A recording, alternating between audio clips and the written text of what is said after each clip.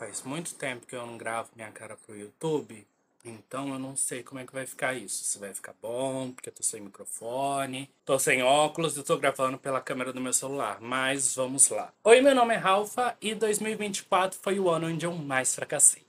A gente já vai começar assim, falando de fracasso. E quando eu falo isso, eu não tô nem falando de como eu imaginava a minha vida quando eu estivesse chegando nos 30 anos. 2024 foi bem ruim mesmo em tudo que eu me propus a fazer. E olha que as expectativas não eram das mais altas, mas mesmo assim tudo deu errado. Eu comecei o ano planejando terminar minha faculdade. A única coisa que faltava para eu concluir era o estágio. Só que, como era uma coisa muito burocrática, eu ficava procrastinando de fazer, mas esse ano eu falei: não, eu vou terminar esse estágio e eu vou concluir a faculdade. Só que aí, quando eu entrei no site da faculdade para renovar minha matrícula, apareceu lá que o meu status de aluno estava como evadido.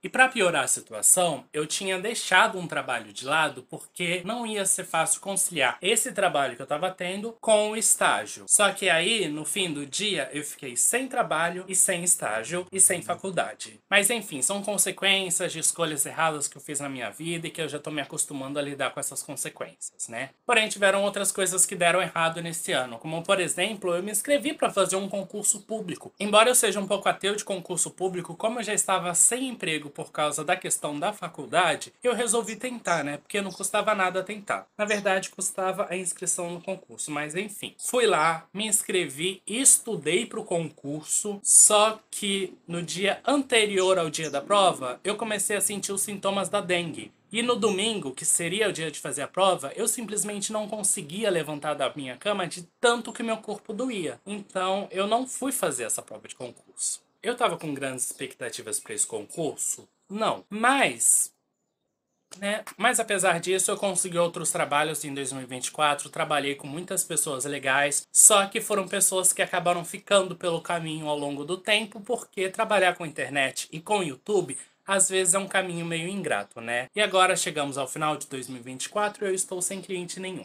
Mas como eu sabia que eu não podia contar só com os meus trabalhos no YouTube, eu resolvi tentar outras coisas, que também deram errado. Primeiro eu me inscrevi num concurso de design gráfico para cartazes, só que o tema do concurso era cidades, e quem me conhece sabe o quanto eu detesto a cidade onde eu moro, mas mesmo assim eu me inscrevi e eu fui lá e eu fiz um cartaz sobre o tema. Foi um desafio fazer um cartaz exaltando um lugar que eu não gosto? Foi, mas eu fiz. Não foi um dos meus melhores trabalhos, mas eu fiz um trabalho legal. Muita gente elogiou. Porém, eu não fui nem pré-selecionado para a exposição. O prêmio do concurso era R$ 5.000, mas também ia ter exposição e etc, publicação num livro. Eu não passei nem na pré-seleção. Nem publicado no livro eu fui. Outra coisa também que eu tentei foi escrever um projeto para o edital da Lei Aldir Blanc, que, para quem não conhece, é uma lei de fomento à cultura para os municípios. Esses editais são outra coisa que eu sou meio ateu, mas como uma amiga minha já tinha participado e ganhado, e ela também ia se inscrever, eu resolvi dar uma chance e me inscrever também. E mesmo estando com a minha criatividade um pouco anestesiada por causa dos antidepressivos que eu comecei a tomar esse ano, que é outra coisa que aconteceu esse ano, eu tive uma ideia legal. Eu ia propor uma oficina de roteiro de vídeo para mídias sociais. Eu tô na internet produzindo vídeos há mais de 10 anos, então eu acho que eu tenho alguma coisa para agregar no conhecimento das outras pessoas, né? E como para mim era um projeto muito legal e eu tinha adorado a ideia que eu tinha tido, porque eu pensei no tanto de coisas que eu poderia fazer, eu fiquei muito empolgado, eu escrevi o projeto, eu tive muitas ideias das coisas que eu queria fazer nas oficinas, dos materiais que a gente ia entregar, dos vídeos que seriam produzidos na oficina e dos vídeos da contrapartida. Nossa, eu tava cheio de ideias para fazer. Eu coloquei até amigos meus para trabalharem comigo porque era uma ideia que tava tão legal que eu não queria fazer sozinho, eu queria fazer com outras pessoas também. Só que aí meu projeto ficou em antepenúltimo lugar.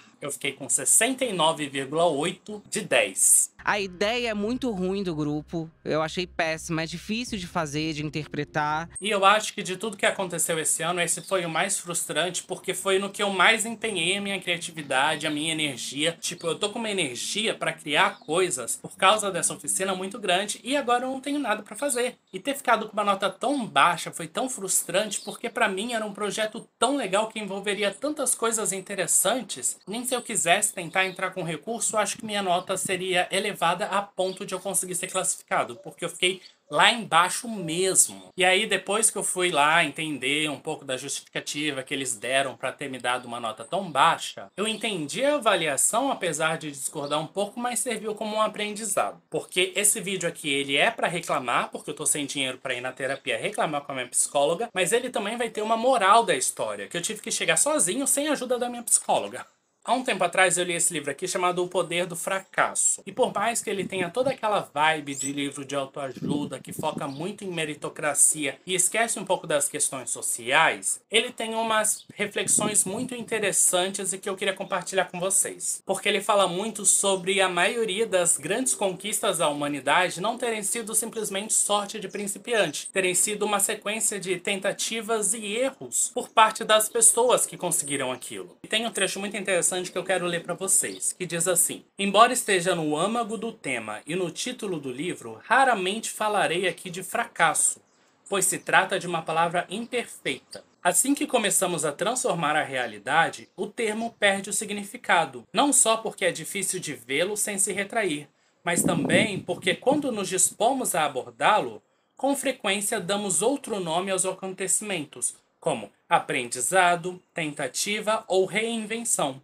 não mais o conceito estático de fracasso. E esse trecho ressoa muito com uma coisa que a minha psicóloga sempre me fala na terapia, que é sobre buscar alguma coisa positiva naquilo que deu errado. Algumas vezes realmente não vai ter nada de positivo e a gente tem que aceitar que aquilo foi uma coisa ruim. Mas, por exemplo, no caso desse edital, com as notas baixas e essas justificativas que eles deram, eu vi que eu tinha que explorar e desenvolver outras coisas para fazer com que os meus projetos eles fossem mais facilmente aprovados no futuro. Mas como eu falei, nem sempre a gente vai tirar alguma coisa positiva de tudo, mas é melhor do que ficar naquele negativismo de sempre, e eu era muito pessimista. Na verdade, eu ainda sou um bocado pessimista, mas eu tô trabalhando isso em mim. E eu quis começar o canal com esse tema porque a minha experiência na internet, ela sempre foi muito baseada no aprendizado, na base da tentativa e erro. E como isso daqui vai ser um diário pessoal, eu acho que uma reflexão sobre o fracasso, que é algo que está muito presente na minha história, atualmente principalmente, seria interessante para dar esse start